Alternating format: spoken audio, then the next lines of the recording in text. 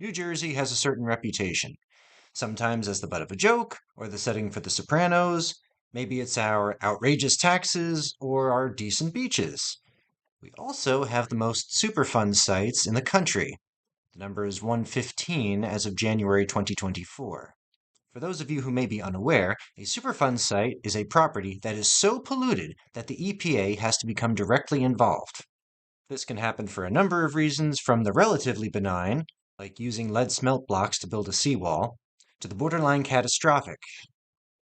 By the way, please leave a comment if you'd watch a video about the plutonium contamination in South Jersey.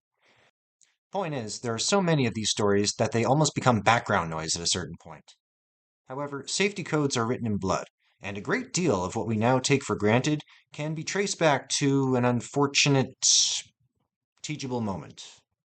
This is about the time that nature blew up a mountaintop in North Jersey. I am talking about the 1926 Navy Hill explosion at Picatinny Arsenal.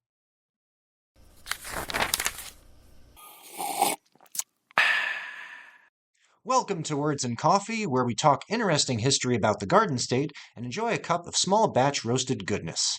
Today's brew is toasted coconut rum from Monkey Cult Coffee Company, and the history is the Navy Hill explosion of 1926. Let's get to it.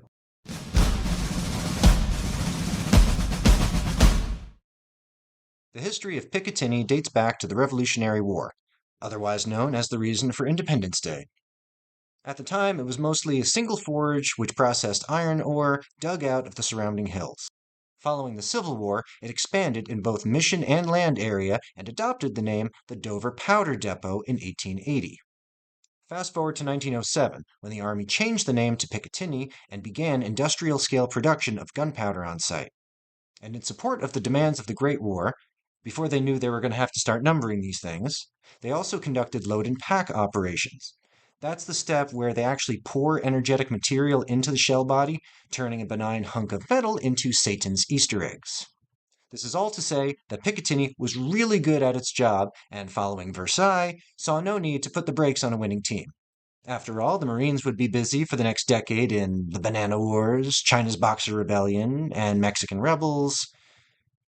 Some of you are staring blankly right now. Probably worth a Google. Now, the government is a lot of things, but economically agile it is not, and so supply soon outran demand. They needed a place to store all of these long-range landscape adjustment tools, and the Navy Depot, strategically located between Fort Dix and the Port of New York City, provided just such a venue. At the time, the Navy Depot was technically separate from Picatinny Arsenal, even though they are all today enclosed by the same fence. I mention this for the sake of clarity because I will be referring to these locations separately, but they're basically in the same zip code. When I say magazine, your first thought probably goes to box that holds bullets if you're a cool kid, and same thing as a clip if you're a FUD. The former at least is accurate, but specifically in the context of small caliber. The same actually applies to a shed used for storing larger bullets, the kind ranging in size from 5 pounds to over 100. The depot had a lot of them, in quantities approaching 1,000,000, all neatly stored and stacked in dozens of magazines distributed along the hilltops east of Lake Picatinny. This becomes relevant later. And actually, there was a decent amount of thought that went into their design. The magazine walls were thick, the roofs were loosely fitted, intended as an engineered weak point that would direct the blast safely upward in the event of an unplanned detonation. And most notably, each magazine also featured a lightning rod. In the words of one officer at the Navy Depot, every man who works with high explosives has a healthy respect for lightning. As the great Scotsman would say, in the business, this is known as foreshadowing. By 1926, fully 10% of the Army's entire artillery stockpile was located on this small hilltop outside Dover, New Jersey. That's a lot of energetic material in a small area, exposed to the weather.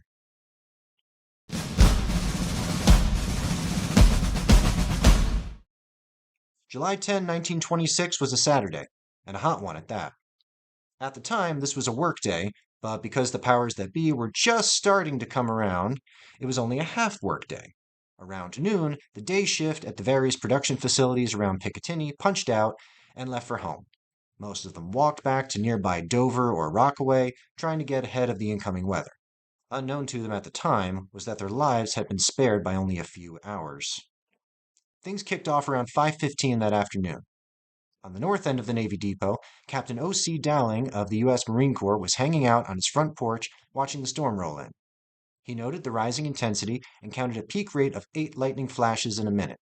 Following one was a particularly loud thunderclap, one that landed nearby.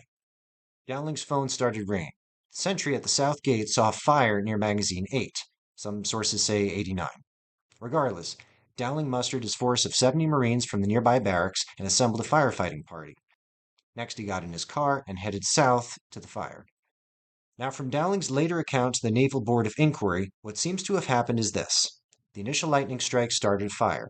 In the time it took for the Marine firefighting party to arrive on site, roll out the hoses, and for Dowling to arrive, the fire had spread and started cooking storehouse number 1 or number 8. He was unsure. By 5:20, one of the hoses began to spray water, but the others were still setting up. It was at this time, Dowling recalled, that he went to shut his car door and he saw the flash. Several shells in the magazine had just gone high order. The detonation sent a pressure shockwave across the hilltop, killing or injuring several of the Marines in the firefighting party. Even worse, the explosion knocked off the roof, as designed, scattering more shells in various degrees of damage. Some landed intact, while others detonated upon impact. In all, it's estimated that this first explosion affected something like 675,000 pounds of high explosives. The first blast knocked Dowling to the ground. Attempting to stand, he found that he was unable to see and had to be helped along by a Private Kensick, who pulled him to relative safety and took over as his driver. Things had just escalated, and at the time no one knew just how bad it was going to get. So, those intentionally weak roofs, in addition to explosive venting in a relatively safe direction, they also, unfortunately, provided little in the way of overhead protection from falling objects. Several more fiery shells landed on previously undisturbed magazines, resulting in more explosions and more fire. Around 5:25, just 10 minutes from when the initial fire was witnessed, 2 more explosions occurred, each involving about 180,000 pounds of explosives. Marines William Gose and John Pratt were standing 200 feet away from one of the blasts. They were hurled 50 feet over a fence and into a telephone pole. Though injured, they thankfully survived and later recovered at the Brooklyn Naval Hospital. The blast also ripped the clothes from James M. Weaver, 19 years old, along with 2 other Marines. They were later found wandering the streets of Dover, dazed, but thankfully not seriously hurt. Now, by this point, the fire had spread well beyond the capability of the small fire brigade's ability to handle. Despite this and the danger, the Marines decided to stay and keep spraying.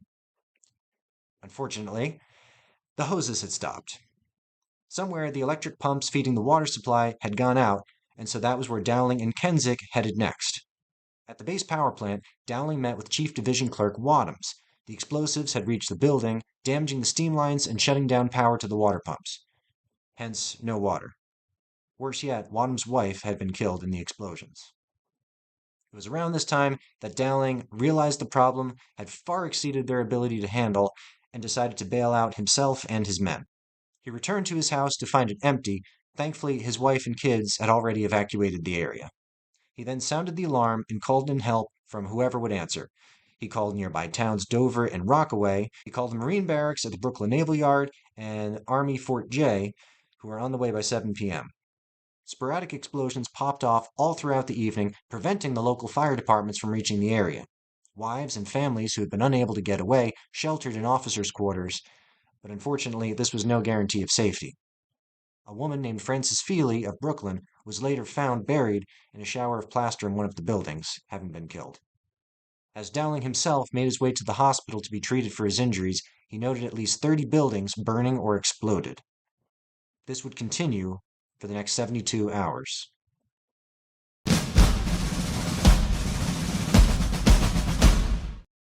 Already the consequences of the explosion had spread well beyond the territory of either the Navy Depot or Picatinny.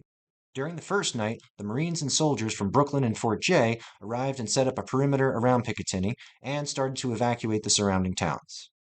Residents from nearby Mount Hope and Hibernia started walking or riding south towards Dover for safety and medical treatment. The hospital was simply not set up for this, and they quickly reached capacity, forcing the Red Cross to intervene and set up temporary facilities at the local moose lodge and the church. Dover only had something like 15 doctors in town, and all of them were very busy that evening. To be clear, this was a full-fledged disaster, and it would be days before the danger subsided. But in all that, there was actually kind of a funny story. One newspaper published a story about a Polish man, a resident of Hibernia, who, hearing the explosions, fled his home without shoes, and he started heading south towards Dover. He first hitched a ride on a cart, but it wasn't getting him away fast enough, so he jumped off that and made it until he reached the trolley line. From there, he rode for a little while longer, but again was too agitated to sit still, and once again got off and started running again. At that point, he was so distracted that he ran full speed into the back of a car, breaking his leg. At which point, he was brought unconscious to the hospital where he was then treated. Polish jokes. They were a thing. News of the incident soon reached a Montclair reporter named Walter Wellington Brown. He first tried going to the main gate, but was turned away by guards. Undeterred, and with what some might call reckless disregard for his own safety, he ventured north and observed white smoke from a distance of 15 miles away. Getting directions from a farmer in Hibernia, he hiked through the woods to try and document the extent of the damage and wreckage. It wasn't good. Buildings up to a mile away from the blast were leveled. Craters of various sizes now dotted the landscape. Vehicles were stoved in, windows were shattered up to 2 miles away. Trees were de-leafed like it was a battlefield. Shells landed in Mount Hope, almost 2 miles away. Fires carried ash and embers hundreds of feet into the air and blew as far away as Butler, 10 miles distant. Even as the immediate danger wound down, the recovery effort would have its work cut out for it.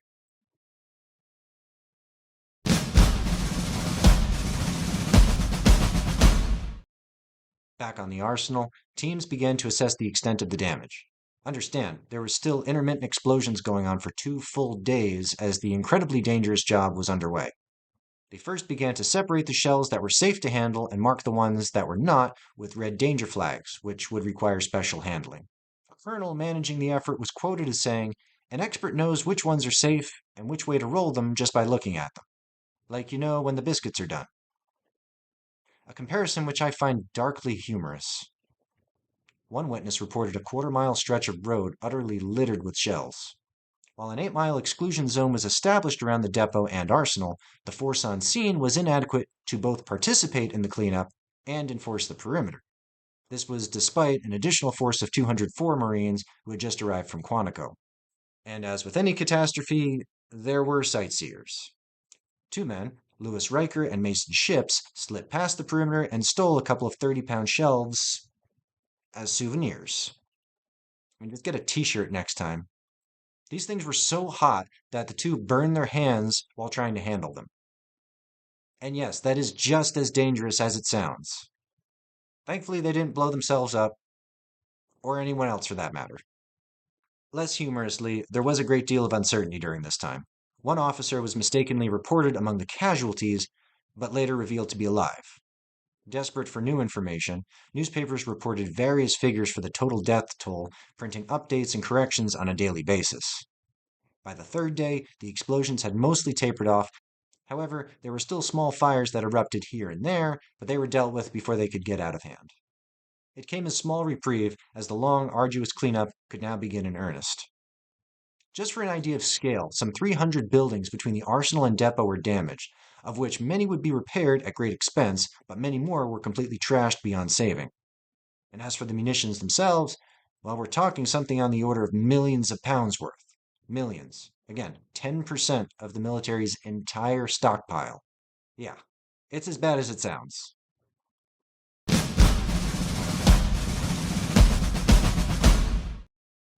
3 boards of inquiry were established within a week to ascertain the root cause of this incident. This was a big deal, and a substantial number of the Army's general officers were quoted in reference to it. Senator from New Jersey Walter E. Edge said it had been criminal to store so much ammunition so close to the cities. And to be fair, he might have had a point. While no criminal charges were actually brought, that still left the practical matter of what to do with it all. Well, at some point, in a room, somewhere, someone said something along these lines. Gents, let's be real here. We have a bunch of craters on this hilltop, and we have thousands of tons of stuff we need to disappear.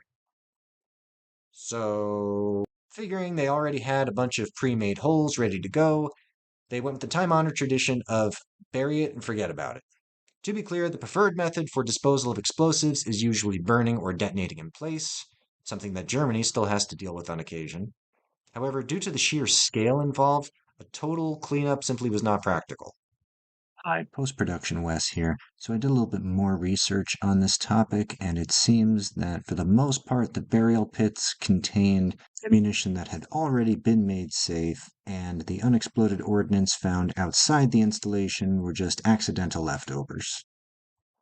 To their credit, they did put up a fence. A really nice one. 2 large pits were sequestered for disposal, and the army bought the land, and it remains a super fun site to this day. I mean, to be fair, really, what else are you going to do?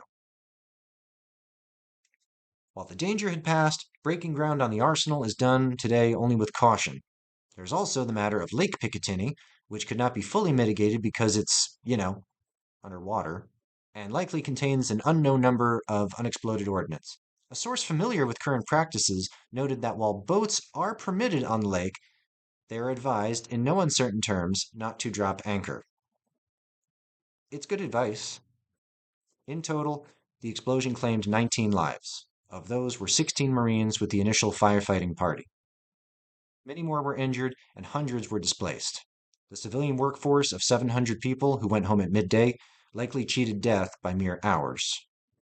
Despite the loss of life and property, some good came from this tragedy. This incident directly resulted in improvements for safe handling and long-term storage of explosive material. Things like increasing the minimum safe distance between magazines, and instead of flimsy metal, they would now be covered with concrete and several feet of dirt. Safety codes are written in blood, and there's little doubt that such measures have saved countless lives since. That's about all I have for today. If you stuck with me this far, thank you so much for watching. Sources in the description. This has been Words and Coffee. Until next time.